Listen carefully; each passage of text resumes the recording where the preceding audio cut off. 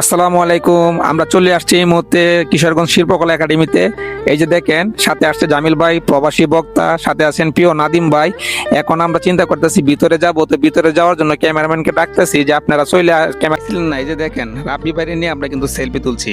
অনেক মিস করছেন, আমরা কিন্তু সব দেখে উঠে কিন্তু চলে আসছি শিল্পকলা একাডেমিতে।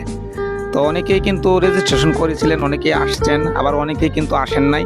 যারা আসেন নাই তারা অনেক কিছু দেখেন নাই। আমরা কিন্তু অনেকের কাছে অনেক কিছু শিখে নিয়েছি, কিভাবে কন্টেন্ট তৈরি করতে হবে, কিভাবে কন্টেন্ট তৈরি করলে জনপ্রিয়তা হবে।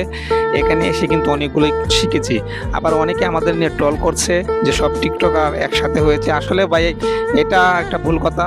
কারণ আমরা যারা এই প্ল্যাটফর্মে কাজ করি, আমরা সকলেই জানি একসাথে না হলে কিন্তু আমরা কোনো কিছুই বুঝবো না, কোনো কিছুই জানবো না। তাই কি করাম, আমরা কাজ করিয়েছি। মানুষে কি বলবো, মানুষে কি বলতেছে, এটা আমরা কখনোই শুনতেছি না। আমরা কাজ করতেছি।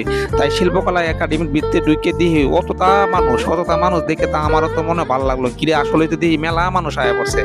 আর এই মেলা মানুষ দেখে আমারও খুব ভালো লাগছে। পরে আমিও কি করছি, এরা দেখে দিয়ে আমি একটা ভিডিও বানাইছি।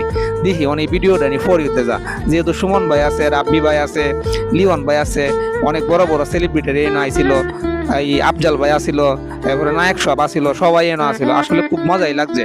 যাই হোক, আপনারা যারা আসেন নাই, আমি বলবো আপনারা ভুল করেছেন। আসলে